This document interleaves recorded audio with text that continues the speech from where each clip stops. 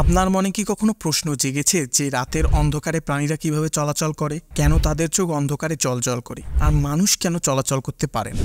এই তিনটি প্রশ্নের একটাই উত্তর, টাপেটাম লুসিডাম। এটি হলো চোখের এমন একটি স্তর যা আয়নার মতো কাজ করে। রাতের অন্ধকারে চাঁদ বা তারার মাধ্যমে পাওয়া সামান্য আলো কোনো বস্তু থেকে প্রতিফলিত হয়ে আমাদের চোখে প্রবেশ করে, তারপর রেটিনা পেরিয়ে টাপেটামে আঘাত করে।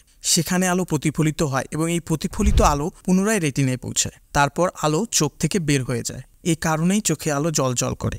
নিশাচর প্রাণীর চোখে টাপেটাম লুসিডাম থাকে, কিন্তু মানুষের চোখে এই স্তরটি না থাকায় আমরা রাতে স্পষ্ট দেখতে পাই না এবং আমাদের চোখও জ্বলজ্বল করে না।